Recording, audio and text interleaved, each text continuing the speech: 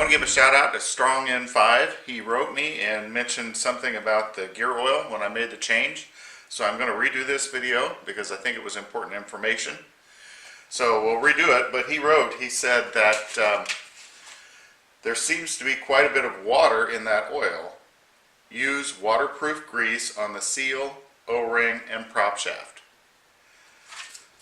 So that's what I'm going to do. I'm going to redo the changing of the gear oil. I think his point is probably pretty good. I'm a novice on this, as many of you probably are, and I'm making these videos kind of the journey that I'm taking with this Hangkai boat motor. So if it's the first time, you need to know that if you buy one of these,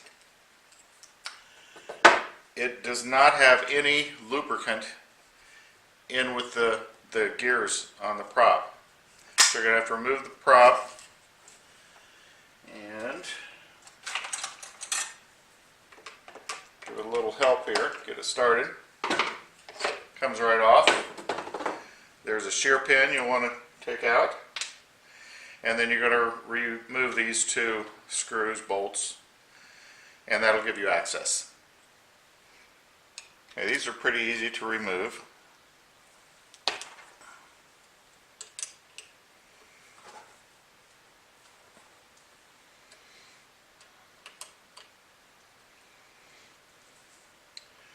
You'll see there is a small washer, so you don't want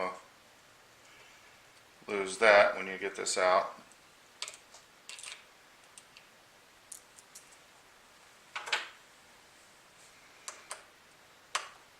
Okay, once you get these two bolts removed, you'll need a screwdriver, and there's a notch under this area and the opposite side over here, just enough that a screwdriver will fit in, and you need to rock back and forth.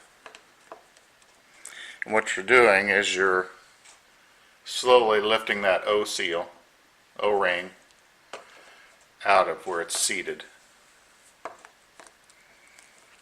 Working back and forth. Also, once you get it a little bit, now you can see I can twist it and just slowly work that back and forth.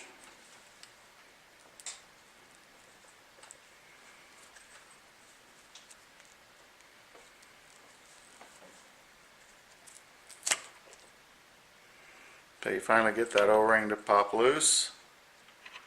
This simply slides off. Okay, now that I have the cap off, I'll be able to turn the motor and let this drain. And this time it looks much better. It's not cloudy at all, but I'm going to still go ahead and change it. Now if you bought this new, now you might see some discoloration there. I think that's indicating maybe there was some water in the line, or that it leaked in. So then we'll clean it out, put some fresh gear oil in it, and show you the next steps to put it back together. What you're going to want to do is put a light layer of grease on this shaft. It's difficult to get back inside there with anything, so I'm going to try a little bit of some puffs of air. Not real strong.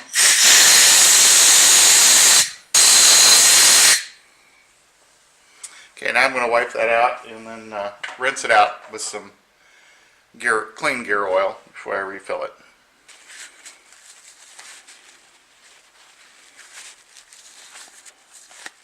I've decided to go with a Mercury High Performance Gear Lube SAE 90.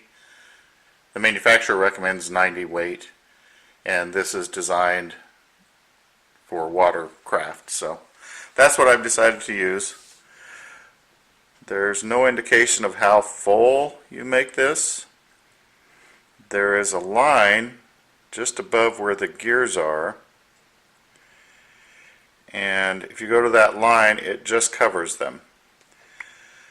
I would think that's where it would be, but I'm still going to overfill it. The cap that goes on this goes a little more than 1/4 of an inch inside, so I kind of guessed about where that would be. Now this is the part where I'm making a change. I'm going to put some water resistant grease on this O-ring and also on the shaft. So let me get that grease. For the O-ring and this shaft, I'm going to use marine grease. It says NLGI number 2. And I'm just going to take a very small amount on my finger. And on this O-ring, I'm just going to put a light coating around this.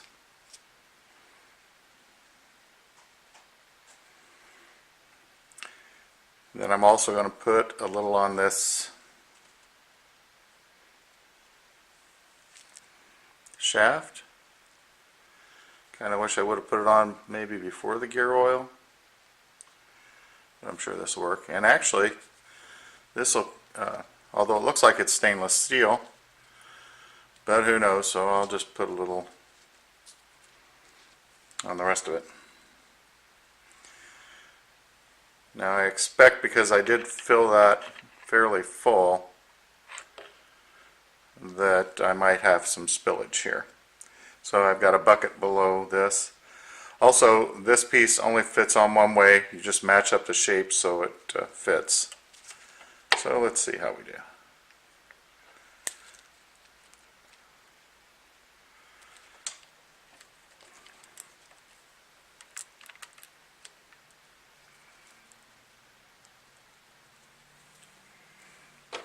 Then when you put these connectors back on, kind of like changing a tire, you just want to go give it a little bit of torque and then move to the other side, like when you're changing a spare or putting on your spare tire, because you want even pressure as that O-ring seals in there. Okay, now that it's seated is when I'll do little small amounts of torque.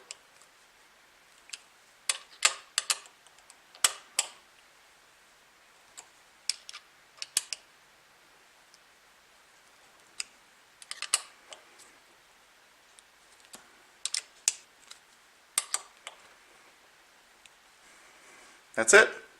Put your propeller back on. No. First put your shear pin back in.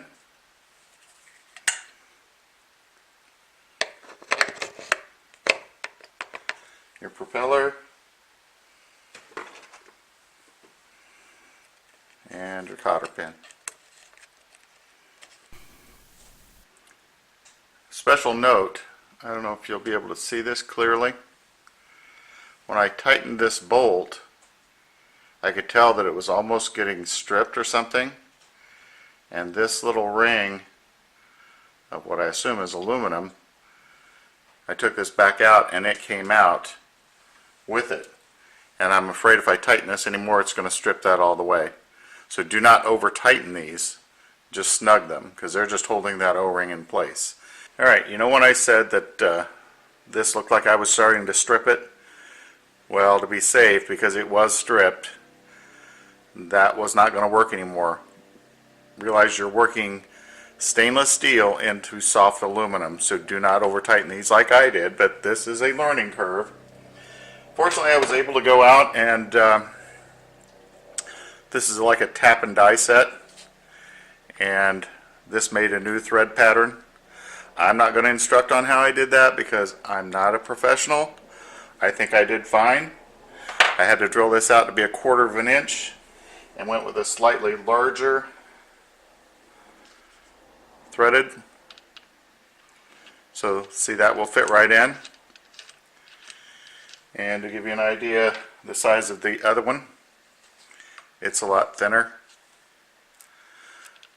Thankfully there was enough aluminum that I could go to this next size up. There was one in between, but I was afraid it was not going to work. It wasn't going to give me enough bite. So there's my first mishap. It was really my own fault because I over tightened it. So now I'll put the gear oil back in. This is just, I didn't want any shavings to get in with the gears. But it's a learning lesson, learning curve. Don't over tighten those. Keep watching, subscribe, and follow along as you find my little disasters that happen. Okay, I'm back up and running. This was the tap that I bought. It says it's a 5/16 inch tap plug.